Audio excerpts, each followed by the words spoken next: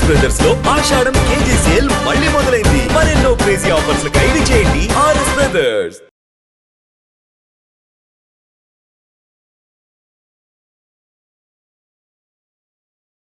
సంపాదన ముసుగులో పడి మనం ఏం కోల్పోతున్నామో ఒకే ఒక్క గ్రామం మనకి కళ్ళకు కట్టినట్లు చూపిస్తోంది.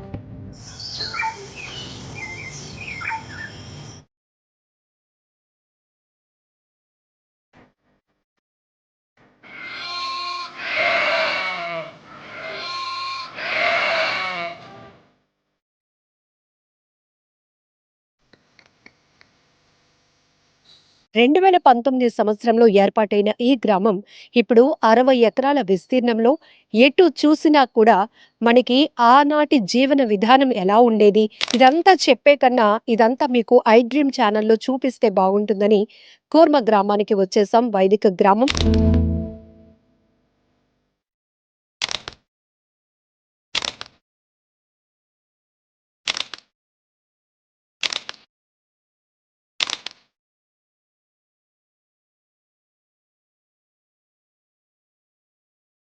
కరెంటుకి సంబంధించినవి ఏవి కూడా ఉపయోగించకుండా జీవించడం ఇక్కడ ప్రయత్నిస్తుంది కూర్మ గ్రామము. భోజనం వరకు వస్తే సాత్వికంగా జీవించడం అంటే సాత్విక ఆహారం భుజించడం అనేది ప్రధానం. ఇక్కడ ఉన్న కుటుంబాలందరూ కూడా ఒక్కొక్కరు ఒక్కొక్క పనికి డిస్ట్రిబ్యూట్ అయిపోయాం అన్నమాట. ఓకే అండి. ఇక్కడ ఒకటి మెయిన్ గా ఏంటంటే కరెన్సీ యూజ్ చేయం మేము ఇక్కడ. కూర్మ గ్రామంలో ఉన్న వాళ్ళలాగా మనం ఉండలేము అని అందరు కూడా ఇక్కడ వచ్చిన వాళ్ళు ఇంతకు ముందు పెద్ద జాబ్స్ చేసి ఇక్కడ ఉంటున్నారు కదా, మీకు పాములు లేకపోతే ఇక్కడ నుంచి క్రూర జంతువులు ఏం లేవు అడవులలో అని ఒకటి అడుగుతారు. మేమైతే వైరాగ్యం నుంచి ఇక్కడికి రాలేదు, ఒక నాలెడ్జ్ తీసుకొని వచ్చాం కాబట్టి వీ కెన్ స్టే హియర్ అని చెప్తున్నారు విత్ ఫ్యామిలీస్. ఏంటి ఆ డిఫరెన్సియేషన్? మంచి ప్రశ్న అండి. యాక్చువల్ గా బయట అందరూ అసత్యమే మాట్లాడుతున్నారు, ప్రతి నోరు మాట్లాడితే అబద్ధం మాట్లాడుతున్నారు, మేము బతకలేకపోతున్నామని ఎందరో కంప్లైంట్. ఇలాంటి సిచ్యువేషన్ లో మీరు ఇక్కడ ఇంత కనెక్ట్ అవుతున్నారు, నిత్యం భగవన్ నామస్మరణతో ఉంటారు. ఏంటి ప్రతి మనిషికి ఎందుకు ఆ స్పిరిచువల్ లైఫ్ ఉండాలి అంటారు? యాక్చువల్లీ ఈ క్వశ్చన్ అడిగినందుకు మీకు చాలా ధన్యవాదాలు. హరే కృష్ణ కృష్ణ కృష్ణ హరే హరే, హరే రామ రామ రామ హరే హరే. హరే రామ అనే ఒక మంత్ర జపంతోనే ఎందుకు అంత పవర్? కృష్ణుడు భగవద్గీతలో ఏం చెప్తున్నాడంటే, వేలాది మంది దేవతల్లో ఒక్కొక్కరు ఒక్కొక్క దేవతలను పూజిస్తూ ఉంటారు, ఎవరి భక్తి వాళ్ళది. కానీ మనం హిందువులు అనేటప్పటికి ఏంటి ఫస్ట్ గా మనం దేన్ని ప్రాముఖ్యంగా తీసుకోవాలి అంటే వేదాస్, పురాణాస్, ఉపనిషత్స్ దీని నుంచి రిలేట్ అయి ఉండాలి. అందరినీ మనం గురువుగా స్వీకరించి వాళ్ళు చెప్పే మార్గంలో మనం వెళ్ళటం వల్ల అది రైట్ వే కాదు అనేది భగవద్గీత స్వయంగా చెప్తోంది. ఎవరు గురువు? గురువు అంటే అతను ఆత్మదర్శి అయి ఉండాలన్నమాట.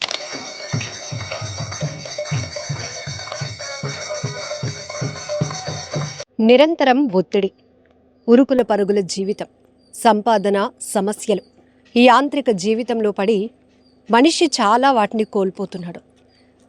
ఏదో వెతుక్కోవాలి అనే ప్రయత్నంలో మళ్ళీ కొత్తదనాన్ని ఆస్వాదించాలి అనే కోరిక ప్రతి ఒక్కరిలో పెరుగుతోంది.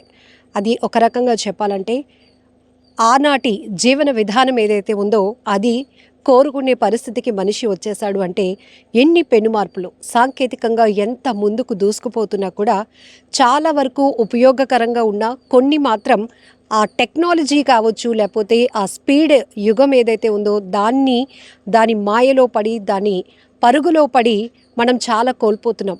ఈవెన్ మన అనుబంధాలు కావచ్చు, ఆప్యాయతలు, ఇలాంటివన్నీ చాలా మిస్ అయిపోతూ ఉన్నాం. సంపాదన ముసుగులో పడి మనం ఏం కోల్పోతున్నామో ఒకే ఒక్క గ్రామం మనకి కళ్ళకు కట్టినట్లు చూపిస్తోంది. ఖచ్చితంగా చెప్పొచ్చు, ప్రతి మనిషి జీవితంలో ఆధ్యాత్మిక చింతన లేకపోతే గనుక ప్రశాంతమైన జీవితం అనేది మనకి ఎప్పుడు కూడా సాధ్యం కాదు అని చెప్పటమే ఈ కూర్మ గ్రామం యొక్క ప్రత్యేకత. శ్రీకాకుళం నుంచి సుమారు 50 కిలోమీటర్ల దూరంలో ఉన్న కూర్మ గ్రామం వైదిక గ్రామంగా పేరుగాంచింది, విరాజిల్లుతోంది. 2019 సంవత్సరంలో ఏర్పాటైన ఈ గ్రామం ఇప్పుడు 60 ఎకరాల విస్తీర్ణంలో ఎటు చూసినా కూడా మనకి ఆనాటి జీవన విధానం ఎలా ఉండేది, ఇప్పటికీ కూడా మనం అలా జీవించగలుగుతామా అనే ఒక ప్రశ్న మనకి సంధిస్తూనే ఇక్కడ మనం ఎంతసేపు వరకు ఉండగలుగుతాము అని చెప్పి ఒక టెస్ట్, ఒక పరీక్ష లాంటిది ఈ గ్రామం అని చెప్పొచ్చు. ఎందుకంటే ప్రతి ఒక్కరికి తెలుసు, ఒక పాత వస్తువు చూసినప్పుడు ఇది ఆనాటిది అంటాం. సో మన తాతలు ముత్తాతలు ఆ యుగం నాటి, ఆ కాలం నాటి పరిస్థితులు చూస్తే గనుక అప్పటికి ఇప్పటికి పెను మార్పులు కూడా మనం చోటు చేసుకున్నాయి. ఆ వైపు మనం ఎంత పరుగులు పెడుతున్నామో చూస్తున్నాం. ఇదంతా చెప్పే కన్నా ఇదంతా మీకు ఐ డ్రీమ్ ఛానల్లో చూపిస్తే బాగుంటుందని కూర్మ గ్రామానికి వచ్చేసాం. వైదిక గ్రామం. ఇక్కడ జీవన శైలి ఎలా ఉంటుంది, మనం ఏం నేర్చుకోగలుగుతాం, ఆధ్యాత్మిక మార్గం అంటే అసలు ఏంటి, మనం ఉదయం లేచిన దగ్గర నుంచి ప్రతిదీ మనకు ఒక టార్గెటే. ఒక రకంగా చెప్పాలంటే ఆర్టిఫిషియల్ లైఫ్లో ఉన్నాము అనేది ఈ గ్రామం మనకు ఒక మెసేజ్ ఇస్తుంది. కాకపోతే ఇక్కడ ఎలా మనం ఉండగలుగుతామా లేదా అనేది పెద్ద ప్రశ్న. ఒకసారి కూర్మ గ్రామాన్ని మొత్తం మీకు చూపిస్తాను. ఇక్కడ ఉన్నటువంటి వాతావరణం ఒక్క రకంగా చెప్పాలంటే వస్తున్నప్పుడే మనసు ఎంత ప్రశాంతంగా ఉందంటే, చుట్టూ కొండలు, పచ్చని వాతావరణంలో అలా వస్తూ ఉంటే, ఇంకా చెప్పాలంటే రోడ్డు కనెక్టివిటీ కూడా అంతగా ఏమీ లేదు, కానీ ఇంకా వెళ్ళాలి అనేటటువంటి ఒక ఉత్సాహం మాత్రం వస్తుంది. ఎందుకంటే ఇప్పుడున్నటువంటి సిచ్యువేషన్లో ఈ కూర్మ గ్రామం ఒక అద్భుతంలా కనపడుతోంది ప్రతి ఒక్కరికి. చిన్నవాళ్ళేంటి, వయసులో ఉన్న వాళ్ళేంటి, పెద్దవాళ్ళేంటి, ప్రతి ఒక్కరూ అనేక రకాల సమస్యలతో, తీవ్ర ఒత్తిడితో ఇక్కడ ఉండి కాసేపు ప్రశాంతతను నింపుకొని వెళ్ళాలి అనేటటువంటి కోరికతో వస్తున్న వాళ్ళతో ఇప్పుడు ఈ కూర్మ గ్రామం చాలా ప్రాచుర్యంలోనికి వచ్చింది. ఇక్కడ ఉన్నటువంటి పరిస్థితుల్ని ఒక్కసారి గమనిద్దాం రండి.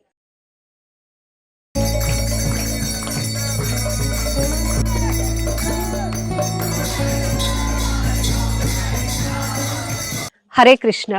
హరే కృష్ణ అండి. ఇక్కడ కూర్మ గ్రామం అనేటప్పటికీ ప్రతి ఒక్కరూ ఈ గజిబిజి లైఫ్లో ఒక్కసారైనా అక్కడికి వెళ్ళి కొన్ని గంటల పాటు గడిపి రావాలి అనే ఒక ఆలోచన ప్రతి ఒక్కరిలో పుడుతుంది.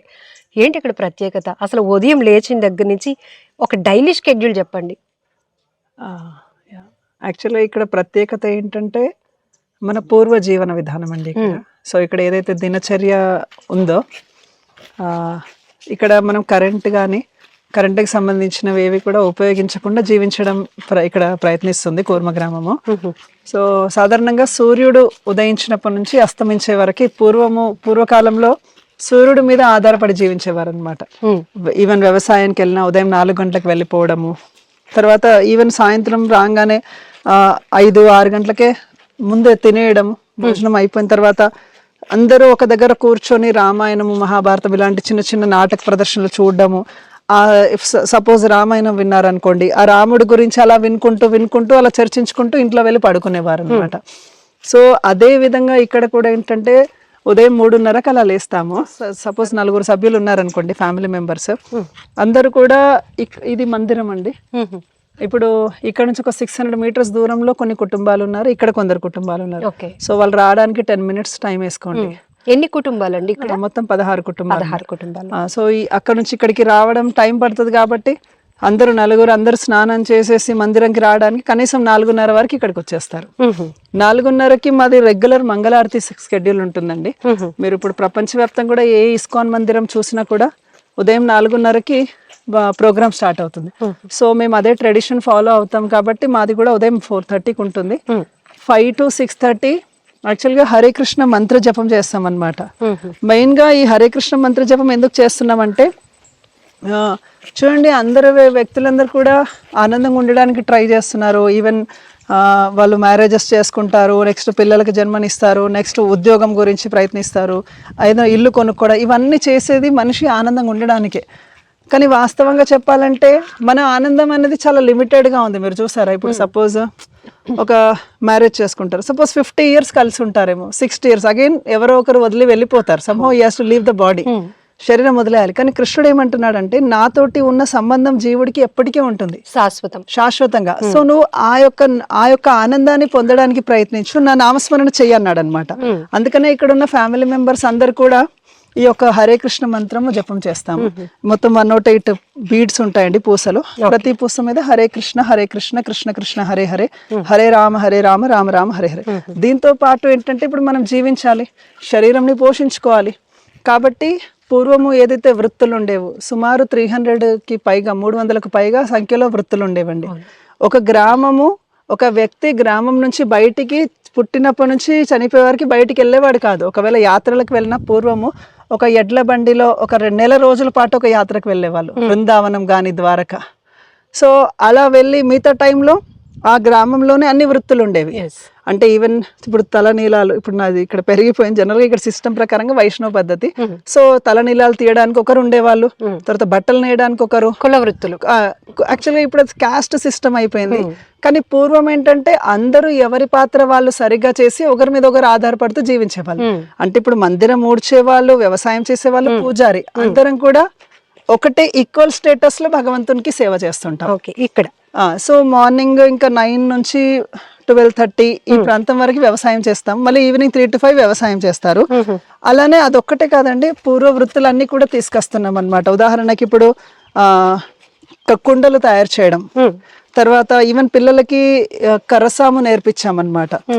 ఇప్పుడు గురుకుల పిల్లలకి ఇవన్నీ కూడా కర్రసాము అంటే రేపొద్దున ఏదైనా అవసరం వచ్చింది ఫైట్ చేయడానికి, ఏదైనా ఇబ్బంది వచ్చింది, సో కర్రసాము ఇలాంటివి మార్షల్ ఆర్ట్స్ కూడా నేర్చుకుంటున్నారు. తర్వాత కార్పెంటర్ వర్క్, ఇక్కడ ఏదేది అవసరమో అన్ని కూడా తయారు చేసుకోవడానికి మేము ఇక్కడ ప్రయత్నిస్తున్నాం అన్నమాట. ఫుడ్ సిస్టమ్ అంటే భోజనం ఎలా ఉంటుంది ఇక్కడే మీరే అన్నీ కూడా పండించుకుని వండి, అలానే ఎవరైతే విజిటర్స్ వస్తారో వాళ్ళకి కూడా అదే ఆహారాన్ని ప్రసాదంగా మీరు అందిస్తూ ఉన్నారు. ఏమేమి పంటలు పండిస్తూ ఉంటారు? ఓకే, యాక్చువల్గా ఇప్పుడు చూడండి, మనిషి జనరల్గా జీవించడానికైతే తనకు కంటి నిండా నిద్ర ఉండాలి, కడుపు నిండా భోజనం ఉండాలి, ఉండడానికి ఇల్లు ఉండాలి, వేసుకోవడానికి బట్టలు ఉండాలి, బేసిక్ నెసెసిటీస్ ఇవి. తర్వాత ఇవన్నీ ఎప్పుడైతే మనిషి ప్రశాంతంగా ఇవి గడుస్తాయో తను ఫ్యామిలీ తోటి కూడా ప్రశాంతంగా స్పెండ్ చేయగలుగుతాడు అనమాట. ఇప్పుడు ఈ 4 డిస్టర్బ్ అవుతున్నందుకే everyone is working in the house. అంటే ఇంట్లో అందరూ నలుగురు ఉద్యోగాలు చేస్తున్నారు. ఏదో కర్రీ పాయింట్ లో వెళ్ళి వండుకొని ఆ కూర తెచ్చుకుంటున్నారు, ఏదో ప్లేట్లలో ఆ ప్యాకెట్లలో నుంచి పోస్తున్నారు, తినుకుంటున్నారు, మొబైల్ చూసుకుంటూ పడుకుంటున్నారు. కానీ యాక్చువల్గా సిస్టమ్ ఈ విధంగా లేదనమాట. సిస్టమ్ ఎలా ఉంది అంటే వ్యవసాయం చేసేవాళ్ళు, కూరగాయలు పండించేవారు ఒకరు ఉంటారు, ధాన్యం పండించేవాళ్ళు, నూనె గానుగా ఆడించే వాళ్ళు ఒకరు ఉంటారు, తర్వాత వేరుశనగలు పప్పులు వాళ్ళు పండించే వాళ్ళు సపరేట్.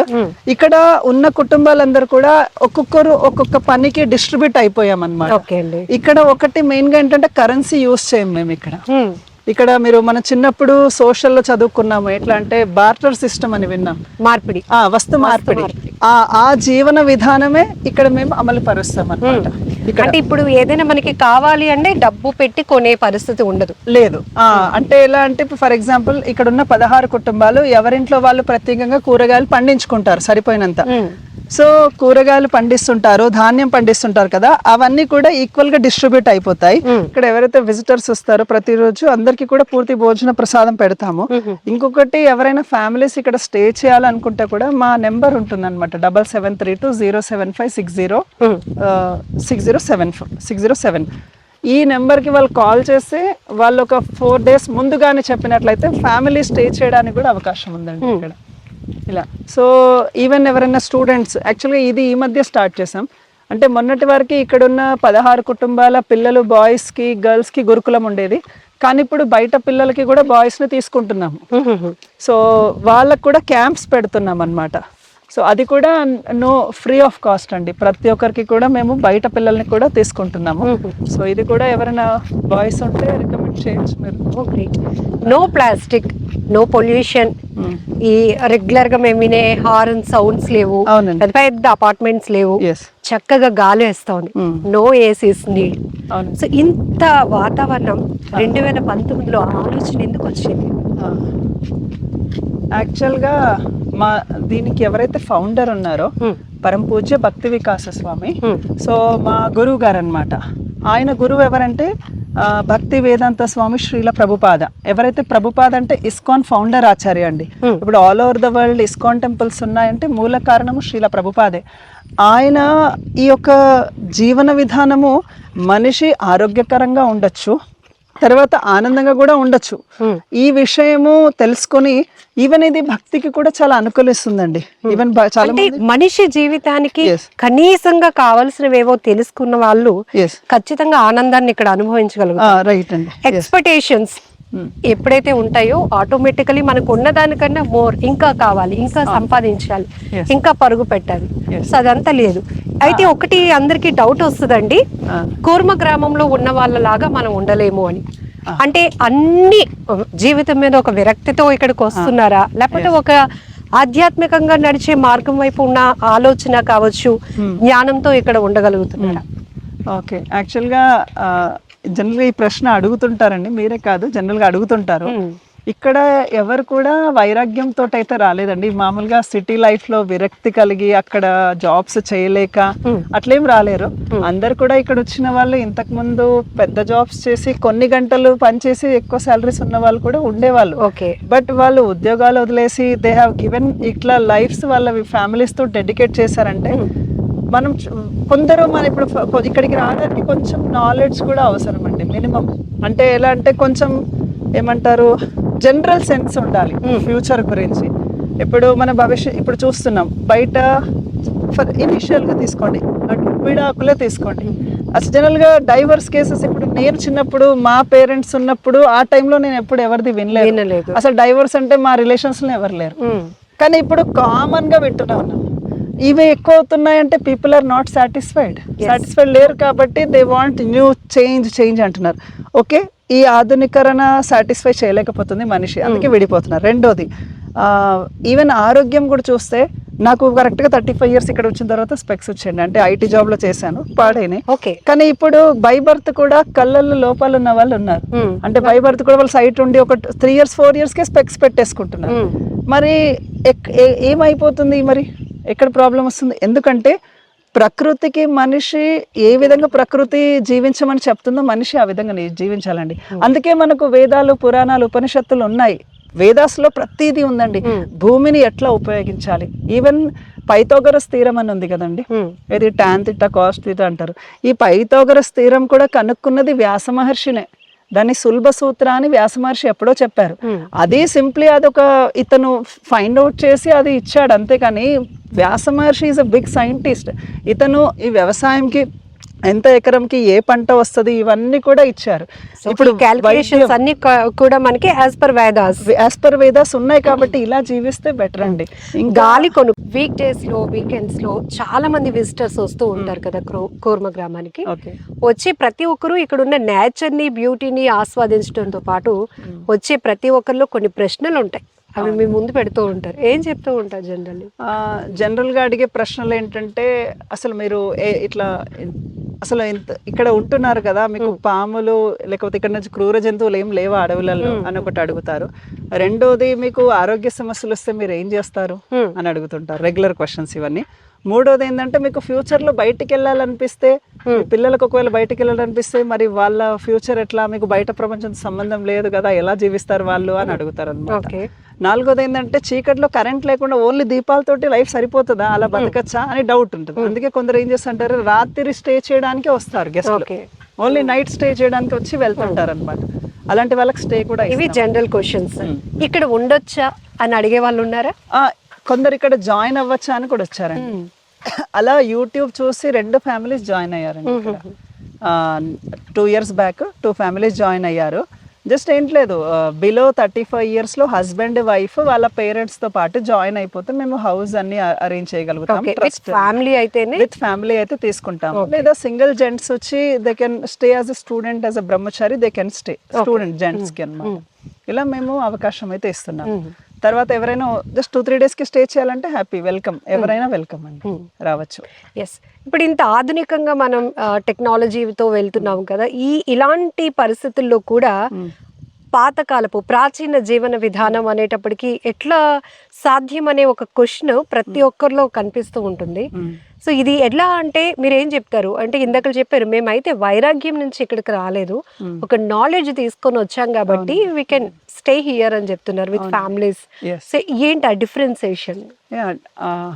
మంచి ప్రశ్న అండి. యాక్చువల్గా ఇప్పుడు చూడండి, కరోనా వచ్చిన టైమే ఉంది. ఉదాహరణకి కరోనా వచ్చినప్పుడు వేరే కంట్రీస్ మన దేశంలో ఉన్న ఆవుల గోమూత్రం కొనుక్కున్నారంట, పేటెంట్షిప్ కూడా కొందరు తీసుకున్నారంట.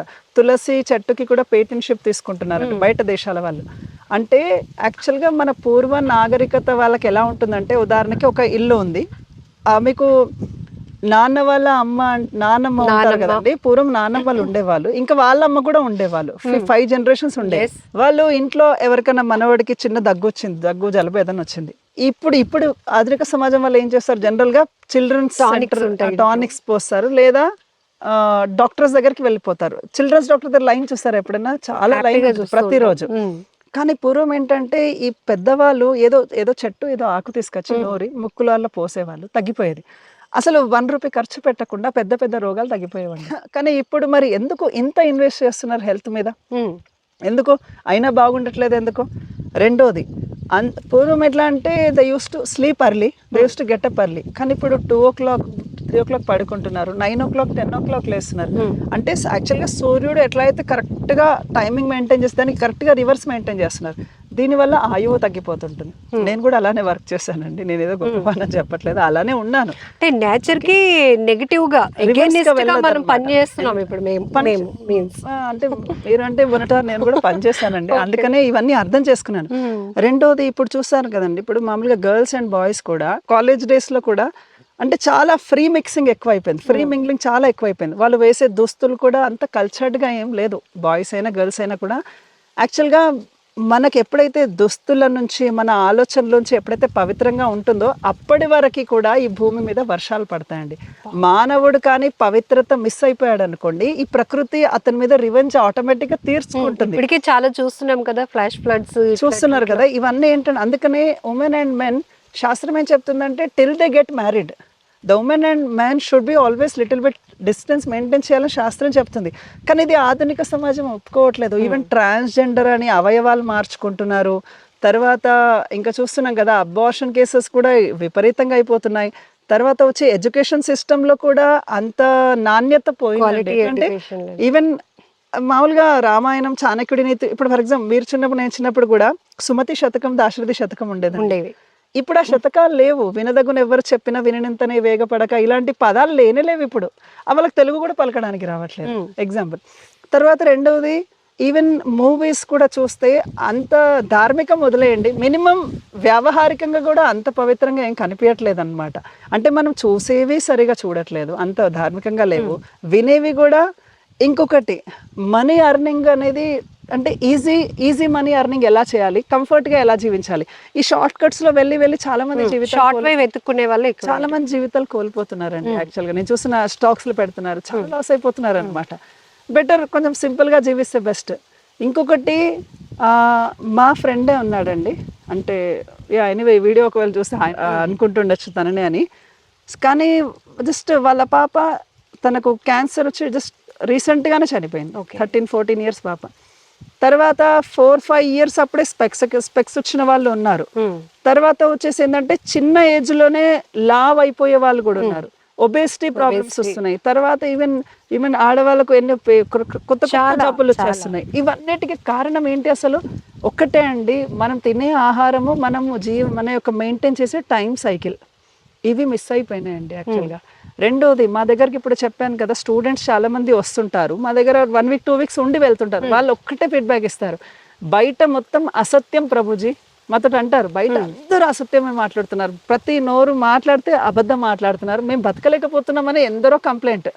ఇక్కడికి వచ్చి 2-3 months ఉండి వెళ్తుంటారు అనమాట. అంటే బయట అసలు ధర్మం అనేది లేదు, అసత్యమే ఆడుతున్నారు. ఇంత బయట వాళ్ళే ఫ్రస్ట్రేట్ అయిపోయి మాకు చెప్తున్నారు. సో ఇలాంటి ప్రపంచము ఉండే కన్నా కొంచెం మనం ఆలోచించాలి, అంటే అసలు ఎలా జీవిస్తే బెస్ట్, పిల్లల్ని ఎలా పెంచితే బెస్ట్ అని. అందుకనే నిపుణులు వీళ్ళతో హౌ టు గుడ్ పేరెంటింగ్ ఇవి నేర్చుకోవాల్సిన పరిస్థితికి వచ్చేసింది సిస్టమ్ అనేది. సో ఇక్కడ కూర్మ గ్రామంలో ఒక స్పిరిచువల్ లైఫ్ ని మీరు లీడ్ చేయడమే కాదు, సొసైటీకి ఎలాంటి స్పిరిచువల్ లైఫ్ అందించాలి అనే ఒక కాన్సెప్ట్ తో ఈ కూర్మ గ్రామం వెళ్తాం. జనరల్లీ చాలా మంది విజిటర్స్ వస్తుంటారు, మీరు చెప్పారు ఆల్రెడీ అడ్వాంటేజెస్ డిసడ్వాంటేజెస్ ఏంటి, అసలు మనిషి యొక్క లైఫ్ లో ఎన్ని చేంజెస్ ఎందుకు వస్తున్నాయి, క్రైమ్ రేట్ ఎందుకు పెరుగుతోంది, హ్యాబిటల్ గా కావచ్చు, ఆలోచన విధానం, ఆశ, ఇవన్నీ కూడా అన్ని రకాలుగా మనిషిని నిలబడనివ్వటం లేదు, పరుగులు పెట్టిస్తుంది. సో ఇలాంటి సిచ్యువేషన్లో మీరు ఇక్కడ ఇంత కనెక్ట్ అవుతున్నారు, నిత్యం భగవన్ నామస్మరణతో ఉంటారు. ఏంటి ప్రతి మనిషికి ఎందుకు ఆ స్పిరిచువల్ లైఫ్ ఉండాలి అంటారు? భగవంతుడికి దగ్గరగా వెళ్ళటానికి ఏంటి వే? ఓకే యాక్చువల్లీ ఈ క్వశ్చన్ అడిగినందుకు మీకు చాలా ధన్యవాదాలు అండి. ఇది one of the top most question. యాక్చువల్గా మనకు అండి, భగవద్గీత అనే పుస్తకం ఒక సైన్స్ అండి. అది మనకు పూర్తి విషయాన్ని తెలియజేస్తుంది. సో మెటీరియల్ వరల్డ్ గురించి, స్పిరిచువల్ వరల్డ్ గురించి. సో కృష్ణ భగవద్గీతలో ఏమంటున్నా అంటే శ్రీకృష్ణుడు మనుష్యానం సహస్రేషు కశ్చిద్ యతతి సిద్ధయే యతతామపి సిద్ధానాం కశ్చిన్ మాం వేతి తత్వతః. అర్జున, లక్ష కొలది మనుషులలో సరైన జ్ఞానము ఏంటిది అని వెతికేవాడు ఒక్కడే ఒక్కడు ఉంటాడు, అలాంటి వ్యక్తి నన్ను తెలుసుకుంటాడు అని అన్నారు. రెండో విషయము, ఇప్పుడు బహునాం జన్మానాం అంతే జ్ఞానవాన్ మాం ప్రపద్యతే వాసుదేవ సర్వమితి సమహాత్మ సుదుర్లభ. యాక్చువల్గా మనము ఈ శరీరం కాదు, ఎందుకంటే ఈ శరీరం చూడండి పంచభూతాలతో తయారైందనమాట. మనం చూడొచ్చు. ఇప్పుడు ఫర్ ఎగ్జాంపుల్ ఈ స్కిన్ మీద ఇట్లా మనండి, మనకు మట్టి, నీరు, అగ్ని అన్నీ ఉంటాయన్నమాట. ఈ పంచభూతాలతోటి తయారైన ఈ శరీరం లోపల మనం కూర్చొని ఉన్నాం, ఆ జీవాత్మలం అనమాట, ఆత్మ. కానీ మరి ఈ ఆత్మ ఎక్కడి నుంచి వచ్చింది? ఇది భగవంతుడి లోకం నుంచి ఇక్కడికి రావడం జరిగింది. ఇక్కడికి వచ్చి ఈ శరీరంలో బంధింపబడింది.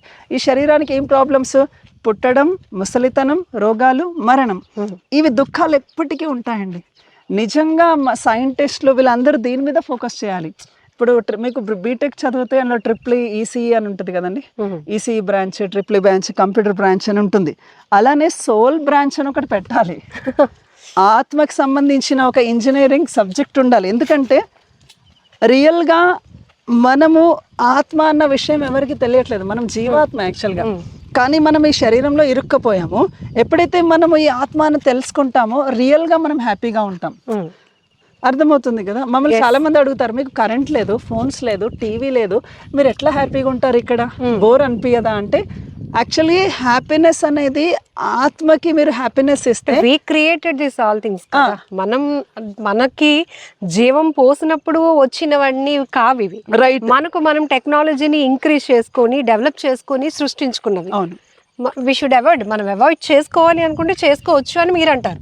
అంటే యాక్చువల్లీ రియల్ హ్యాపీనెస్ అనేది మన స్పిరిచువల్ నాలెడ్జ్ ఎప్పుడైతే తీసుకుంటాం కదండి, రియల్గా మనం హ్యాపీగా ఉండగలుగుతాం. అందుకే మీరు చూడండి, స్పిరిచువల్ నాలెడ్జ్ ఉన్న వాళ్ళు అంత ఎక్కువ యాంగ్జైటీకి గురికారు దేనికి కూడా.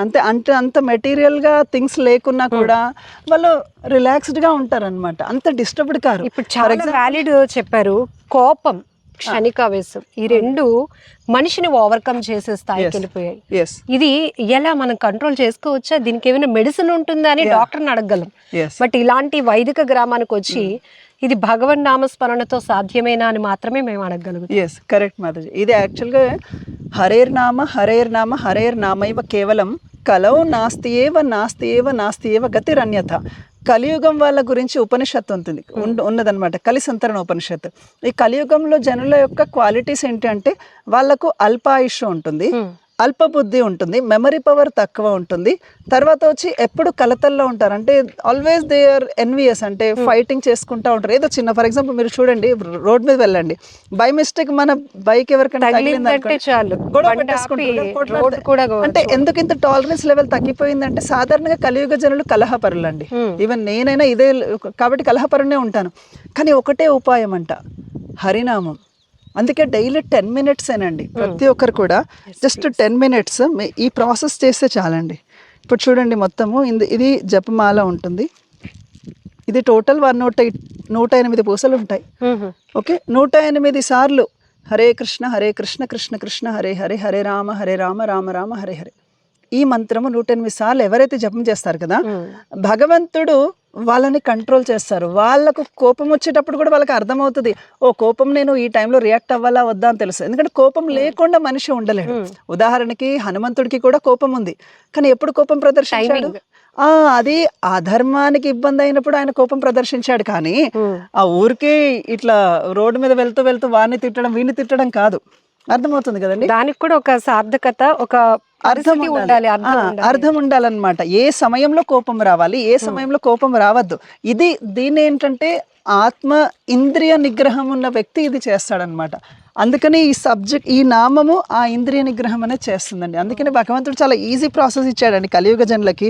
యువర్ సింపుల్ పీపుల్, మీకు సింపుల్ మంత్ర హరే కృష్ణ కృష్ణ కృష్ణ హరే హరే, హరే రామ రామ రామ హరే హరే. ఈ మంత్ర చేస్తే సరిపోతుంది అన్నారు. అందరూ ఇది చేయొచ్చండి, దీనికి ఏ రూల్స్ లేవు, ఒక పర్టికులర్ టైం లేదు. ఈ టైంలో చేయాలని. ఏ ఏజ్ నుంచి చేయాలని లేదు. స్త్రీలు చేయొచ్చా, పురుషులు చేయొచ్చా, ఎవరు లేరు. ఎవరైనా ఈ మంత్రం చెప్తే మైండ్ ఆటోమేటిక్గా రిలాక్స్ అయిపోతుందండి. ఇది experiment కూడా సాధారణంగా చేయొచ్చు. కొన్ని కోట్లాది మంది దేవతలు కలిగినటువంటి మన భారతదేశం అంటూ హిందువులు అనేటప్పటికీ ఒక్కొక్కరు ఒక్కొక్క దేవుణ్ణి పూజిస్తారు. Yes. కానీ ఎందుకు ఈ హరే రామ అనే ఒక మంత్ర జపంతోనే ఎందుకు అంత పవర్, ఎందుకు అంత ఇంద్రియ జ్ఞానాలను కూడా కంట్రోల్ చేసేటటువంటి శక్తి? అసలు మంచి క్వశ్చన్లు అడుగుతున్నారండి.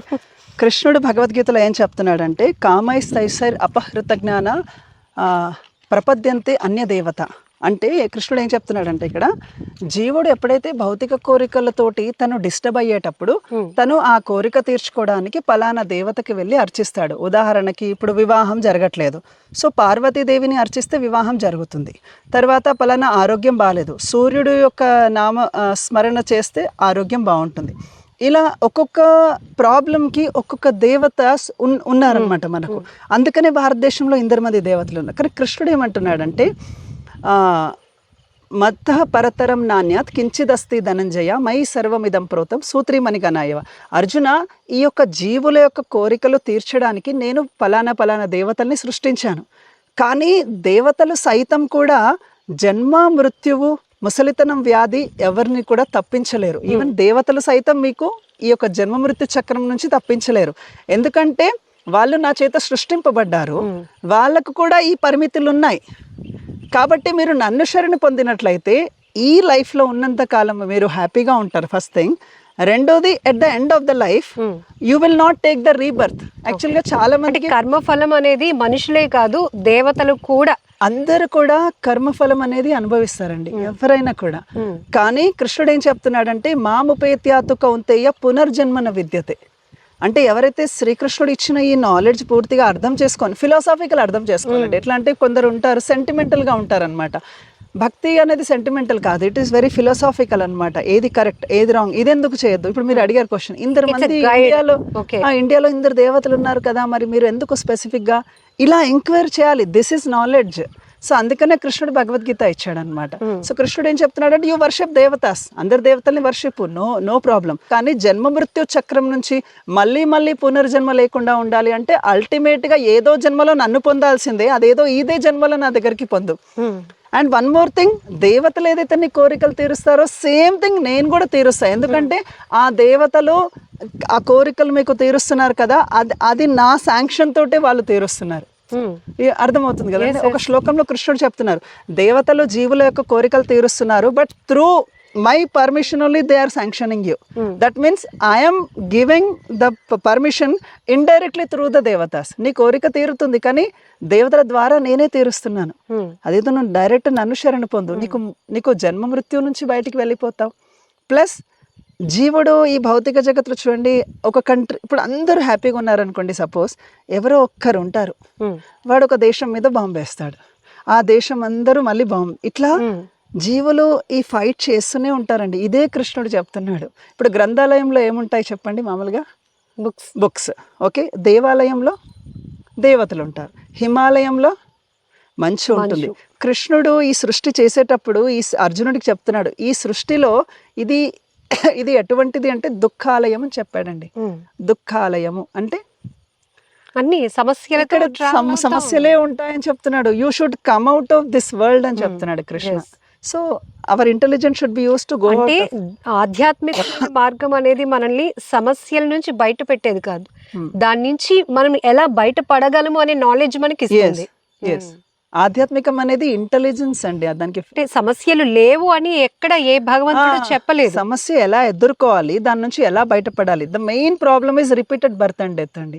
ఇప్పుడు ఎవరైతే రిచ్ పర్సన్స్ ఉన్నారో, పువర్ పర్సన్స్ ఉన్నారో, ఈ జన్మలో తాత్కాలికంగా వాళ్ళు జన్మ తీసుకున్నా అగైన్ హ్యాస్ పర్ హిస్ కర్మ, అతని కర్మ ప్రకారంగా అతను మళ్ళీ జన్మలో ఒక మానవునిలాగా పుట్టొచ్చు, జంతువులాగా పుట్టొచ్చు, రిచ్ పర్సన్ లాగా పుట్టొచ్చు. ప్రతి మనిషికి పునర్జన్మ అనేది ఉంటుంది. పునర్జన్మ అనేది కన్ఫర్మ్ గా ఉంటుందండి. ఎందుకంటే జీవుడు చేసే కర్మకి result simple, for every action there is equal and opposite reaction అని అంటారు కదా.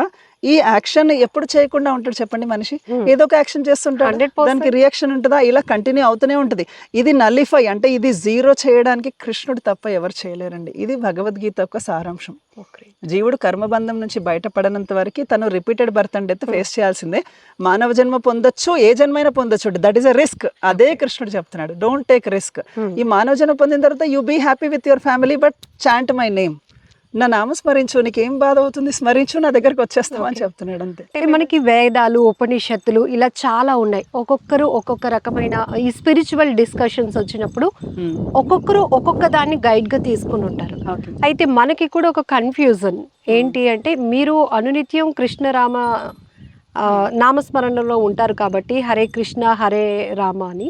బట్ మిగతా వాళ్ళు వేలాది మంది దేవతలను, ఒక్కొక్కరు ఒక్కొక్క దేవతలను పూజిస్తూ ఉంటారు. ఎవరి భక్తి వాళ్ళది. కానీ మనం హిందువులు అనేటప్పటికి ఏంటి ఫస్ట్ గా మనం దేన్ని ప్రాముఖ్యంగా తీసుకోవాలి అంటారు? యాక్చువల్గా శృతి స్మృతి పురాణాది పంచరాత్రి విధిం విన ఐకాంతికిర్ హరేర్ భక్తిర్ ఉత్పాత ఏవే కల్పతే. యాక్చువల్ మన వేదాస్లో ఏం చెప్పబడిందంటే, మనము ఏ గ్రంథమైనా పవిత్ర గ్రంథం అని భావించాలి అంటే ఆ గ్రంథము దేని మీద ఆధారపడి ఉండాలి అంటే, వేదాలలో నుంచన్నా అది ఆధారపడి ఉండాలి, లేదా స్మృతి అంటే ఉపనిషత్తులు, లేదా పురాణాస్, ఈ మూడింటి నుంచే మనం రిఫరెన్సెస్ తీసుకోవాలండి. అంతేకాని ఎవరో రాశారు బుక్స్, అది తీసేసుకొని నాకు భక్తి అర్థమైపోయింది, లేకపోతే నాకు ఆధ్యాత్మికం వచ్చేసింది అని ఇలా బుక్స్ చదవడం కాదు. ఆ బుక్ ఆథర్ లేదా అతని గురువు లేదా ఆ బుక్ దేనికి సంబంధించింది అంటే మనం దేన్ని ప్రామాణికంగా తీసుకోవాలి, ఐదర్ వేదాస్, పురాణాస్, ఉపనిషత్స్, దీని నుంచి రిలేట్ అయి ఉండాలి. ఓకే, కానీ ఇవి కూడా చాలా బుక్స్ ఉన్నాయి, ఇవి కూడా చాలా బుక్స్ ఉన్నాయి. పురాణాస్లో 18 పురాణాస్ ఉన్నాయి, ఉపనిషత్తులో 108 ఉపనిషత్తులు ఉన్నాయి, వేదాస్లో 4 వేదాస్ ఉన్నాయి. ఒక్కొక్క వేదం చదవాలంటే 12.5 సంవత్సరాలు పడుతుంది. ఆ మనిషి ఆయువు అంతా అయిపోతుంది. అది చదవడం ఏమో, మళ్ళీ ఆచరించడం కూడా చాలా డీప్ గా వెళ్ళాలి. మళ్ళీ కృష్ణుడు చెప్తున్నాడు భగవద్గీతలో, వేదాస్ చదివిన తర్వాత కూడా లాస్ట్ కి కన్క్లూజన్ లేకుండా మిగిలిపోయే వాళ్ళు చాలా మంది ఉంటారంట. అంటే భగవంతుడు ఆకారుడా నిరాకారుడా క్వశ్చన్ దగ్గరకు వచ్చి ఆగిపోతారండి. అంటే అతనికి రూపం ఉంటుందా? ఇది చాలా మందిలో ఉన్న డౌట్. భగవంతుడికి రూపం, మనం అనేక రూపాల్లో భగవంతుడిని కొలుస్తున్నాం, కానీ రూపం లేనివాడు అంటే ఏ జీవిలోనైనా తాను ఉన్నాను అనేవాడే పరమాత్మ అంటాం. ఇది ఒక లెవెల్ ఆఫ్ అండర్స్టాండింగ్. ఇది వేదాస్ లో కన్క్లూజన్ లేకుండా ఎండ్ అయిపోయే స్టేట్మెంట్ ఇది. ఏంటంటే భగవంతుడు సర్వంతర్యామి, అన్నిట్లో ఉన్నాడు, కానీ అతను నిర్గుణుడు నిరాకారుడు అని చెప్పేస్తారు ఫైనల్ గా. కానీ యాక్చువల్గా వేదాస్లోనే చాలా ఇంపార్టెంట్ వాక్యం ఉంది, నారాయణ పర అవ్యక్తాత్. Narayana is the supreme person, he is a person, he staying in Narayana పర, అంటే ఈ భౌతిక జగత్తుకి పైన ఉన్న లోకంలో నారాయణుడు అనే వ్యక్తి ఉన్నాడు అని చెప్తున్నారు. పర్సన్ మీన్స్ అంటే ఒక రూపం ఉంది కదా, ఉంది. ఇక్కడికి మీరు చూడండి, భగవంతుడికి రూపం ఉంది, ఒక ఆన్సర్ దొరికింది, ఒప్పుకున్నాను. రెండోది ఏ గ్రంథం చదవాలి. ఇక్కడ మనం కొంచెం అన్నిటినీ కూడా కలపాలి అండి, అన్ని గ్రంథాలను కూడా కొంచెం మనము డీప్గా అనలైజ్ చేయాలి. ఇవన్నీ గ్రంథాలు రాసింది ఎవరు? యాక్చువల్గా వ్యాస మహర్షి. వ్యాస మహర్షి మనకు ప్రామాణిక ఆచార్యులు. ఎందుకు? వ్యాసాయ విష్ణు రూపాయ వ్యాస రూపాయ విష్ణువే. వ్యాసుడు విష్ణువు కాబట్టి ఆయన, ఇప్పుడు భగవంతుడి గురించి చెప్పాలంటే ఎవరు చెప్పాలంటే నేను చెప్పలేను, భగవంతుడే చెప్పాలి. కాబట్టి ఆయన వ్యాస రూపంలో వచ్చి అన్ని ఈ ఇన్ఫర్మేషన్ మనకి ఇచ్చాడు. ఎవరు? ఈ భౌతిక జగత్తులో మనకు ఇన్ఫర్మేషన్ ఇచ్చింది వ్యాసుడు. సో వ్యాసుడు ఇచ్చిన దాంట్లో వేదాలు, పురాణాలు, ఉపనిషత్తులు ఉన్నాయి. మరి ఇందులో ఏది కన్క్లూజన్ అంటే, వేదాలు చదవడానికి ఆయువు తక్కువ ఉంది, ఉపనిషత్తులు చాలా టఫ్, ఒకవేళ అర్థం చేసుకున్న దాన్ని ఒక్కొక్కరు ఒక్కొక్క అర్థంగా చెప్తున్నారు. అందుకనే భగవంతుడు ఏం చెప్తున్నాడంటే, నేను 4 పరంపరాస్ అంటారు, అంటే ఏమంటారు, డిసిప్లిక్ సక్సెషన్, అంటే ఇంకా చెప్పాలంటే 4 స్కూల్ ఆఫ్ థాట్స్. ఓకే, అందులో ఫస్ట్ భగవంతుడు ఉపదేశించింది అంటే, శ్రీకృష్ణుడు 4 జ్ఞానం ఇచ్చారండి. లక్ష్మీదేవికి, ఎవరైతే చిన్నజీయర్ స్వామి వారు ఉన్నారు కదా, ఆయన ఆచరించేది శ్రీ వైష్ణవం. తర్వాత బ్రహ్మదేవుడికి, ఇప్పుడు మేము ఆచరించేది బ్రహ్మ వైష్ణవ గౌడీయ సాంప్రదాయం మాది. తర్వాత రుద్ర సాంప్రదాయం, ఇంకొకటి కుమార సాంప్రదాయం. ఈ 4కి ఫస్ట్ ఈ నాలెడ్జ్ ఇవ్వబడింది, ఈ వేద జ్ఞానము. ఈ 4 వాళ్ళ శిష్యులకు బోధించారు, వాళ్ళు వాళ్ళ శిష్యులకు. ఇలా ప్రభుపాద, ఇప్పుడు ఎవరైతే నేను ఇస్కాన్ ఫౌండర్ అన్నాను, ఆయన ఆచార్యుడు. సో ఈ 4 పరంపరలో నుంచి వచ్చిన వ్యక్తులని మనము ఒక గురువులాగా అంగీకరించాలి, ఫస్ట్ థింగ్. ఓకే, ఇంకా ఈ 4 పరంపర నుంచి కాకుండా వేరే దగ్గర స్వీకరిస్తే అది శాస్త్రం ఒప్పుకోవట్లేదు. ఎవరంటే వాళ్ళని గురువులాగా స్వీకరించలేము. అసలు గురువు ఎవరు? సో నేను మీ ఫస్ట్ క్వశ్చన్ ఫస్ట్ అది క్లియర్ చేసేస్తా. Why there is no one book ఎందుకు లేదు? సో ఈ వేదాలు, ఉపనిషత్తులు, పురాణాలు అన్ని కూడా కలియుగ జనులని కన్ఫ్యూజన్ చేస్తున్నాయని వ్యాస మహర్షి యొక్క గురువు నారదముని వ్యాసుడి దగ్గరకు వచ్చి, నువ్వు అందరినీ కూడా కన్ఫ్యూజ్ చేసేస్తున్నావు, ఏమని, ఓకే నువ్వు ఈ దేవతను ఆరాధించు, ఆరోగ్యం బాగుంటుంది, నీ బిజినెస్ బాగుండాలి అంటే నువ్వు ఈ రత్నం పెట్టుకో, ఈ ఉంగరం పెట్టుకో, లేదా ఈ వ్రతం చేపించు అని వాళ్ళకన్నీ కూడా భౌతికమైన ప్రేరణలు కలిగిస్తున్నావు. But ultimately the goal of life is to go back to Krishna, భగవంతుడి దగ్గరికి వెళ్ళడం అనేది నువ్వు మర్చిపోయావు. So write one book which completes అన్ని వేదాలు, ఉపనిషత్తులు, పురాణాలు అన్నీ కలిపి ఒక పుస్తకం రాయి అన్నారు. అప్పుడు వ్యాస మహర్షులు రాసిన చివరిది శ్రీమద్ భాగవతం. ఓకే, అందుకనే ప్రతి ఒక్కరింట్లో శ్రీమద్ భాగవతం ఉండాలి. కానీ శ్రీమద్ భాగవతంని కూడా ఫస్ట్ అవన్నీ స్టోరీ లాగా ఉంటుంది, కానీ దానికన్నా ముందు మనకు బేసిక్ అండర్స్టాండింగ్ రావాలి. కాబట్టి మన ముఖ్యమైన ప్రముఖమైన పుస్తకం భగవద్గీత అండి. భగవద్గీత యథాతథము. సో భగవద్గీతను ఎందుకు మరి ఇంత ప్రామాణికంగా తీసుకోవాలి అంటే, కృష్ణుడు భగవద్గీతలో ఏం చెప్తున్నాడంటే, వేదైశ్చ సర్వైర్ అహమేవ వేద్య అంటే, అర్జున అన్ని వేదాలను చదివినా కూడా చివరికి నన్ను తెలుసుకోవాలి కాబట్టి డైరెక్ట్గా నన్ను తెలుసుకో. ఇది conclusion. That is why Bhagavad Gita is మనము అంగీకరించాలి. మళ్ళీ భగవద్గీత దేని కిందకి వస్తుంది, నేను ఫస్ట్ మీకు చెప్పాను, శృతి, స్మృతి, పురాణ, ఈ మూడిట్లో నుంచే మనం కన్సిడర్ చేయాలి. కానీ ఎవరు మామూలు వ్యక్తి రాసిన బుక్స్ చదవదు. సో ఇప్పుడు ఇది గీత, భగవద్గీత అంటే ఉపనిషత్ అనమాట. సో ఉపనిషత్తుల కిందికి వచ్చింది అంటే రచించింది వ్యాస మహర్షి కాబట్టి ఇది ప్రామాణికమైన పుస్తకము. మళ్ళీ అందులో ఏం చెప్పబడింది, వేదాలు, ఉపనిషత్తులు, పురాణాల యొక్క సారాంశము భగవద్గీత అని కృష్ణుడు క్లియర్గా చెప్తున్నాడు. సో అందుకని ఎండ్ ఉంది, భగవద్గీత దగ్గరకు వచ్చి ఎండ్ అయిపోతుంది.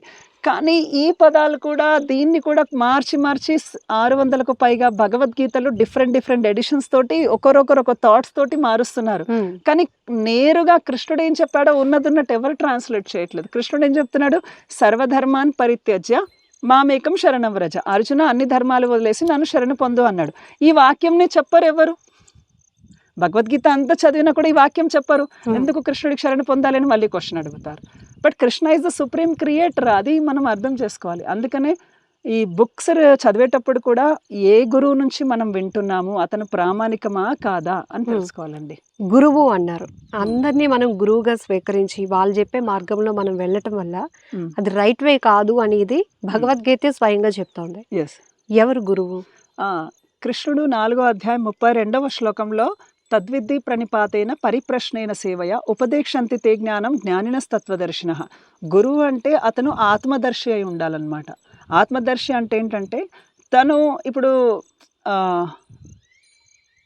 ఈ భౌతిక జగత్తులో ఉన్న దుఃఖాల గురించి తెలుసు, ఆధ్యాత్మిక లోకంలో జరిగే విషయాల గురించి తెలుసు, ప్రతి ఒక్క జీవుడు పడే బాధల గురించి కూడా తనకు తెలుసు అనమాట. అతను ఆత్మదర్శి అంటారు లేదా తత్వదర్శి అంటారు. అతని దగ్గరికి వెళ్ళి నువ్వు ప్రశ్నలు అడుగు. ఎలాంటి ప్రశ్నలు? వై గాడ్ క్రియేటెడ్ దిస్, అసలు భగవంతుడు ఎందుకు ఇది క్రియేట్ చేశాడు. మొన్న ఒక 5th క్లాస్ అబ్బాయి అండి వచ్చి సీరియస్గా అడుగుతున్నాడు అనమాట, అసలు ఎందుకండి దేవుడు ఇంత కష్టపెడుతున్నాడు, స్కూల్కి పంపిస్తున్నాడు, హోంవర్క్లు రాపిస్తున్నాడు, నిజంగా ఇట్లా అడుగుతున్నాడు, అసలు ఎందుకు మనం తయారు చేశాడు అన్నాడు.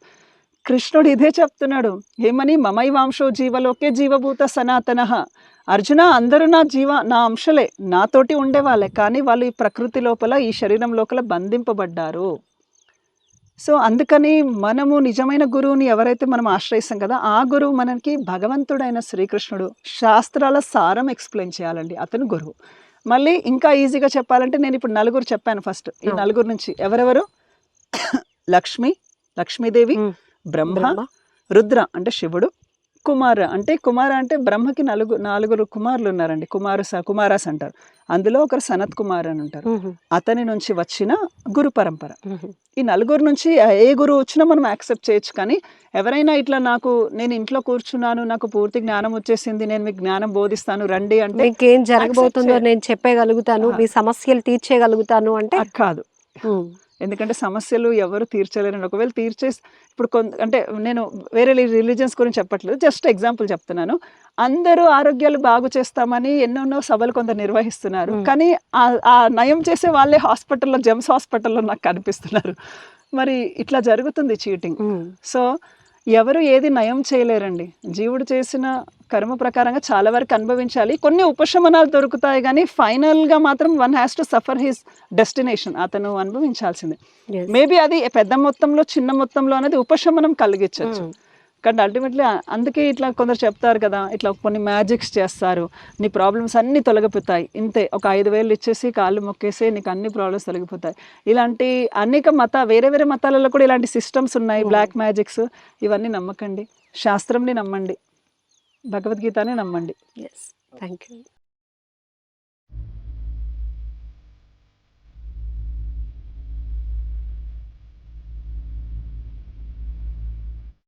కోర్మ గ్రామం వైదిక గ్రామంగా పిలువబడుతున్న ఈ గ్రామంలో 16 కుటుంబాలు ఉంటున్నాయి. వచ్చే ప్రతి ఒక్క విజిటర్ ఇక్కడ ఆ ప్రాచీన అంటే పాతకాలపు పద్ధతిలో జీవన విధానం ఎలా ఉండేది, ఇప్పటికీ కూడా ఇంత బిజీ లైఫ్లో ఈ టెక్నాలజీతో పరుగులు పెడుతున్న లైఫ్లో ఇది సాధ్యమేనా అనుకున్న వాళ్ళకి వాళ్ళ లైఫ్ స్టైల్ని మనకి కళ్ళకు కట్టినట్లు చూపిస్తున్నారు. ఇప్పుడు మనం ఒక హౌస్ని చూద్దాం. సో ఈ ఇంటిలో ఉన్నటువంటి వాతావరణం పూర్తిగా హరే కృష్ణ. సరే, వివరిస్తారా? ఎస్, యాక్చువల్గా ఇది ప్రసాద్ ప్రభు వాళ్ళ ఫ్యామిలీ ఇంటికి మనం వచ్చాము. సో ఇక్కడ ఏదైతే ఇప్పుడు కిచెన్లో అలుకుతున్నారు కదా, మనం చూడొచ్చు యాక్చువల్గా ఇప్పుడు నాన్ రెన్యూవబుల్ రిసోర్సెస్ అంటారు. మీరు ఎప్పుడైనా విన్నారండి నాన్ రెన్యూవబుల్ అని? అంటే భూమి లోపల కొన్ని ఇంధనాలు ఉంటాయన్నమాట. ఆ ఇంధనాలు ఎప్పుడైతే మనిషి బయటికి తీస్తాడో ఆ ఇంధనాలు మళ్ళీ అందులో తయారవ్వవు. అర్థమవుతుంది కదండి. సో అట్లా ఇప్పుడు మనం ఏదైతే ఎల్పిజి వాడుతున్నాం కదా, ఇది భూమి నుంచే తీస్తున్నారు. ఇలా భూమిలో ఉన్న రెన్యూవబుల్ రిసోర్సెస్ పూర్తిగా ఎప్పుడు అయిపోతాయో అప్పుడు భూమి కొలాప్స్ అవుతుంది. ఇప్పుడు అదే జరుగుతుంది. పెట్రోల్ ఇవన్నీ తీస్తున్నారు, మళ్ళీ అవి తయారవ్వవు. అంటే భూమి లోపల ఖాళీ స్థలం ఏర్పడుతుంది, దీనివల్ల డిస్టర్బెన్సెస్ అవుతాయి. కానీ మీరు పూర్వం చూస్తే వంట చేయడానికి కర్రలు వాడేవారు, వంట చేయడానికి కర్రలు ఉపయోగించేవారు. ఆ కర్రలు కూడా ఇక్కడ మీరు ఎన్ని కొండలు ఉన్నాయి చూస్తున్నారు కదా, ఈ కొండలు ఉన్న వేస్ట్ కర్ర అంతా కూడా తెచ్చుకుంటున్నాం, ఫస్ట్ థింగ్. రెండోది, ఈ కర్రలు ఏదైతే మనము పొయ్యికి వాడుతున్నామో ఆ కాలిన తర్వాత ఆ బూడిదని మనం పాత్రలు తోమడానికి యూస్ చేస్తున్నాం. మీరు ఎప్పుడైనా ప్లేట్స్, డిష్ బార్స్ చూసారా? విమ్ డిష్ బార్ అంటారు అడ్వర్టైజ్మెంట్స్, నీట్గా తెల్లగా తోముతాయి. కానీ యాక్చువల్గా ఆ కెమికల్ పోయడం వల్ల ఏమవుతుందంటే అందులో కొన్ని కెమికల్ పార్టికల్స్ ప్లేట్లోనే ఉండిపోతాయి. దానివల్ల స్కిన్ ప్రాబ్లమ్స్ అన్ని కూడా ఫ్యూచర్లో వచ్చే ఛాన్సెస్ ఉన్నాయి. అందుకే ఈ మధ్య చాలా మంది స్కిన్ ప్రాబ్లమ్స్ వస్తున్నాయి. సో కానీ అదే మీరు బూడిదతో తోమండి ప్లేట్, ఈవెన్ ఎంత ఆయిలీ ఉన్నా కూడా జస్ట్ కొంచెం బూడిదేస్తే క్లీన్ అయిపోతుంది. అందుకని మనము దీనికి రావాల్సి వస్తుంది అనమాట. సో బూడిద ఉపయోగించవచ్చు, కర్రలతో యూస్ చేయడం వల్ల పొల్యూషన్ ఉండదు. రెండోది, భూమి నుంచి అందులో భూగర్భ ఇంధనాలు తీయాల్సిన అవసరం లేదు. రెండోది, ఇక్కడ మనం ఏదైతే పేడతోటి మీరు అలికారు కదా, ఇల్లు చూసారు కదా, సో ఇప్పుడు నడుచుకుంటూ వస్తామా, ఇప్పుడు మీరు అదే పేడతోటి ఫ్లోరింగ్ ఉంటే ఇంట్లోకి రాగానే ఏ బ్యాక్టీరియా మన ఒంట్లో ఉన్నా కూడా ఇంట్లోపలికి ప్రవేశించదు. అందుకే కరోనా టైంలో కూడా పేడ ఇల్లు ఏదైతే అలికి ఉన్న వాళ్ళ ఇంట్లో ఎవరికి రాలేదు, ఎందుకంటే ఇంటి లోపలికి రాదు. బయట గడపకేమో పసుపు వేస్తాము, లోపలేమో పేడ అలుకుతారు, సో ఛాన్స్ లేదు. అందుకని పొయ్యిలు మేము ప్రతి 1 వీక్కి 15 డేస్కి మొత్తం కిచెన్ అంతా అలికేస్తారు. సో ప్రతి ఇంటిలో ఒక బావి కనపడుతోంది. అవునండి, అవును. ఇది చక్కగా ఎత్తులో వాటర్ ఉంటాయండి, ఇవే తాగుతుంటాం. ఇవే ఇంకా ఇది ఫిల్టర్ వాటర్ కన్నా బాగుంటాయి ఇవి. ఎవరైనా విజిటర్స్ కూడా ఈ వీడియో చూసిన వాళ్ళు కూడా వచ్చి కొంచెం వాటర్ తాగి వెళ్ళొచ్చు, ఎందుకంటే ఈ వాటర్ చాలా శక్తివంతమైనవి అన్నమాట. ఇక్కడే చాలా కూల్ గా ఉంది, చాలా చల్లగా అనిపిస్తోంది కూడా. ఈవెన్ ఎంత ఎండలో వచ్చినా కూడా ఫ్రిడ్జ్ వాటర్ లాగా చల్లగా ఉంటాయి ఇవి. అంటే చాలా మందికి కూర్మ గ్రామం అక్కడే ఎందుకు అంత మారుమూల ప్రాంతంలో అని, ఏదైనా దానికి వెనకతలో ఆలోచన వెనకతలు ఏదైనా ఉందా? ఉందండి. ఒకటి సింపుల్ లివింగ్ ఇక్కడ ఈజీ అవుతుంది, ఇంకొకటి ఆధునిక లైఫ్ స్టైల్ అనేది వాళ్ళ ఇంపాక్ట్ మా మీద పడకుండా ఉండడానికి కూడా ఇంత లోపలికి రావడం జరిగింది. ఇప్పుడు సిటీ లైఫ్ స్టైల్ సిటీకి దగ్గర ఉంటే ఆ లైఫ్ స్టైల్ ఇక్కడ పిల్లల మీద కూడా పడుతుంది ఇంపాక్ట్. అందుకే ఆ లైఫ్ స్టైల్ పడకుండా ఇంత లోపలికి రావడం జరిగింది. ప్లస్ ఇంకా కూడా ఇక్కడ ఉన్న గ్రామాలు ఎంతో కొంత పూర్వం ఉన్న జీవన విధానమే ఆచరిస్తున్నారు చాలా మంది. ఇక్కడ కూడా కర్రలు పోయి ఇవన్నీ వాడుతున్నారు. ఇక్కడ కూడా కొన్ని సంస్కృతులు ఉన్నాయి అన్నమాట. ఇప్పుడు ఉదాహరణకి ఇప్పుడు ఆధునిక స్టూడెంట్స్ తీసుకోండి, పడుకునేటప్పుడు 2కి 1 గంటకు పడుకుంటారు, దేవుని స్మరణ చేసి పడుకోరు కదా జనరల్ గా. టైర్డ్ అని కాదు, అంటే పడుకునే ముందు భగవంతుని స్మరణ చేయాలి. పూర్వం ఏంటంటే పడుకునేటప్పుడు లేచేటప్పుడు ఎప్పుడు భగవంతుడు రామ గోవింద అనుకుంటే లేచేవాళ్ళు.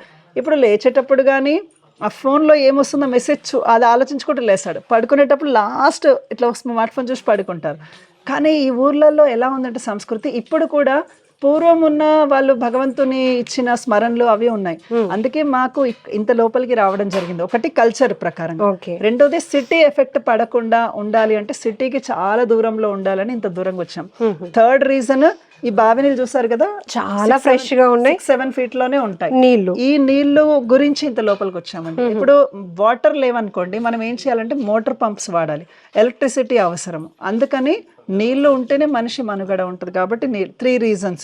ఒకటి వచ్చేసి సిటీ ఎఫెక్ట్ పడద్దు, రెండోది వచ్చేసి వాటర్ గురించి, మూడోది వచ్చేసి వేదిక్ కల్చర్ అనేది సింపుల్ లివింగ్ ఇక్కడ సూటబుల్ అన్నమాట.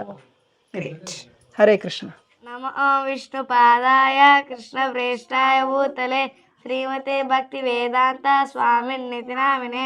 నమస్తే సారస్వతే దేవే గౌరవాణి ప్రచారిణే నిర్విశేష శూన్యవాది పాశ్చాత్య దేశతారిణే. హరే కృష్ణ కృష్ణ కృష్ణ హరే హరే, హరే రామ రామ రామ హరే హరే.